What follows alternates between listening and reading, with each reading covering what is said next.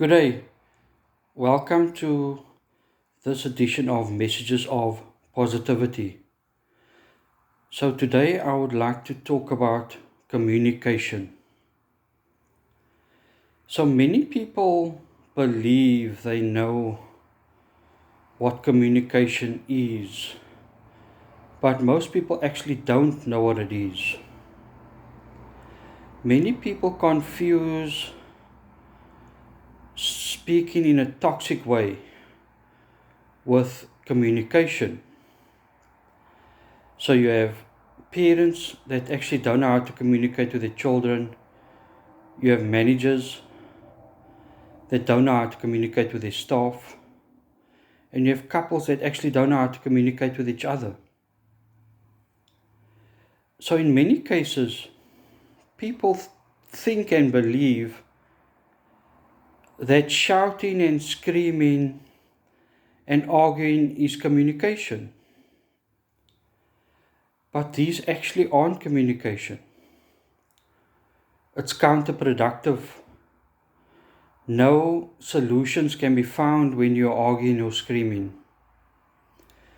When you do this, your ego is in full control and there's no possibilities that can arise from it. So many managers believe that shouting and screaming at staff is effective communication. But it's actually the opposite. Shouting at staff makes them hate their job.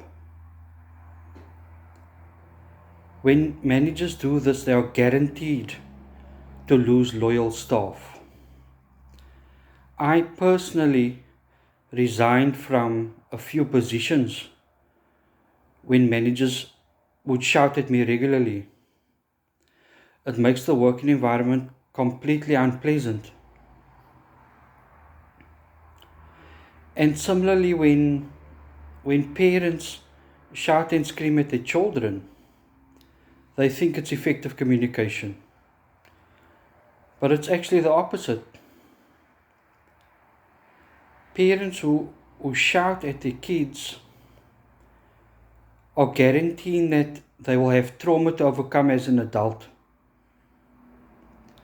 Shouting at children kills their confidence and their spirit. Especially when children are confiding in you and you criticize or shout at them, you're actually preventing them from speaking to you in future. So when your child has a problem, they would rather keep quiet about it. And similarly with couples too. Couples will argue and to prove a point or for the one to be right. But no solution can come from that. So what actually is communication?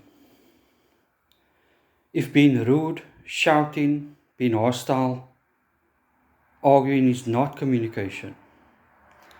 The only time you can actually communicate effectively is when you're speaking from a place of love. When you're communicating lovingly and kindly, only then can you solve problems. Only then can your communication make a difference. Now you might be wondering that this is difficult. I know it is difficult. But it starts with practice. Every time you communicate, ask yourself, am I communicating from a place of love? Now at our home, we try to create an environment free of shouting and arguing. But unfortunately, we can't do it all the time. Sometimes we slip up, but then we have to apologize and try again. If my daughter does something wrong, I even try to discipline her by speaking to her kindly and lovingly. It's not impossible. You just have to practice. Being angry is not a good enough excuse to be rude and to shout. If someone's angry, makes you angry, then remain quiet until the anger passes. Once you've cooled down, then communicate.